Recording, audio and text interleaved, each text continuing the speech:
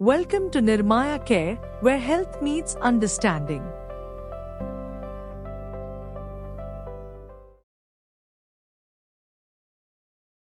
This video was originally published on nirmayacare.com. For an uncensored, ad-free version of this video and other health education content, visit nirmayacare.com. You know, so many of us have watched our parents or grandparents get older. We see the changes, right? Maybe they're slowing down a bit. Well, today, we're going to take a closer look at one of the conditions that can be behind those changes, Parkinson's disease. It's that thought that just kind of pops into your head, isn't it? You notice a little tremor in their hand, or maybe their walk is a bit stiffer. It's just a quiet observation, but it's usually filled with a little bit of worry. And that quiet observation leads to this huge question. To really understand what's going on and, to really help, we have to look past what we see on the outside and figure out what's happening on the inside, deep inside the brain. So, let's start with the science. The whole story of Parkinson's really comes down to a super important message that starts to go missing inside the brain. Okay, so what is Parkinson's exactly? At its core, it's what's called a progressive neurological condition. Progressive just means it changes over time, and neurological means it all starts in the brain. And while we mostly hear about how it messes with movement, its effects are actually way broader than that. The main character in this whole story is a chemical called dopamine. To think of it as the brain's movement messenger. It's the thing that carries the signals for smooth, coordinated movements. Now, in Parkinson's, the specific brain cells that make this dopamine start to die off. And as they disappear, the dopamine levels plummet, and that critical communication line gets all fuzzy and disrupted. And listen, this is not a rare condition by any means. We're talking about over 10 million people around the world. That number really just hits home how many families, how many lives are touched by this disease every single day. So, you might be wondering, what causes it?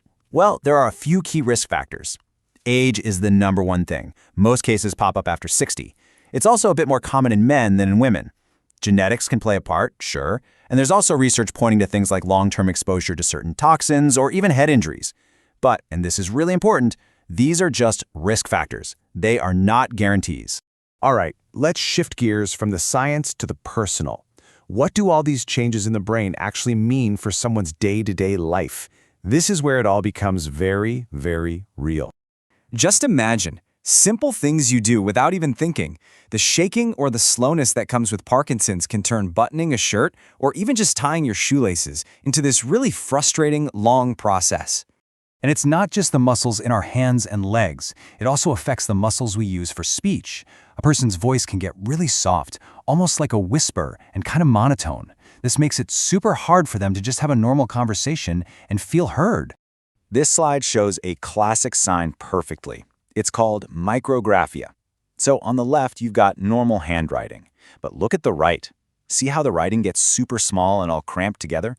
That's a direct result of the brain just struggling to control those fine motor skills. It's wild to see it laid out like that. And the thing is, these challenges just pile on top of each other. A shuffling walk means a much higher risk of falling. Swallowing can become a problem.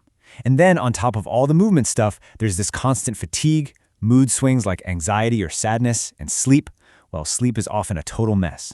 It really is a cascade of challenges that affects the whole person. Now, hearing all that, I know it can sound pretty overwhelming and maybe a little hopeless, but there is absolutely a proactive and hopeful way to move forward. Managing the journey is everything.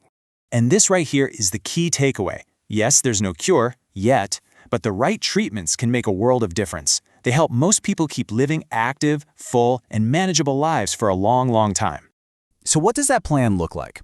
Well, it's got a lot of moving parts. Of course, it starts with seeing the right doctors. But what's so fascinating is how much emphasis is put on exercise. It's one of the best tools we have to slow things down. You back that up with specialized therapies for things like speech and movement, and then you build it all on a foundation of a healthy lifestyle. And when we talk about exercise, it's not just one thing. There are so many options, and it's all about finding what you enjoy and what you can do. Simple things like walking, yoga, cycling, even dance can be incredibly good for balance, flexibility, and just your overall quality of life. Medication is a huge piece of the puzzle too, and the most common combo works like a team. You've got levodopa, that's the producer. It gets into the brain and turns into the dopamine that's missing. But it needs some help to get there. That's where carbidopa comes in. It acts like a bodyguard, making sure the levodopa doesn't break down before it gets to the brain where it can do its job. Pretty smart, right?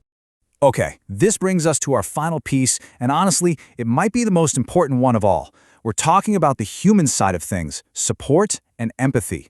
Because you have to remember, this disease is never just about the physical stuff you can see. It's a journey that really takes a toll on a person's mental and emotional health, as they have to learn to live in a new reality, where things that were once easy are now a daily challenge. And this is exactly why family support isn't just a nice to have. It is absolutely crucial. Just providing that stability, that shoulder to lean on, that can be just as powerful as any medication or therapy out there. So, after hearing a little bit about these daily battles with movement, with speaking, with just feeling okay, what does that change for us? I'll just leave you with this question. How can we take this new understanding and turn it into being just a little bit kinder and a whole lot more patient with the people in our lives who are on this journey?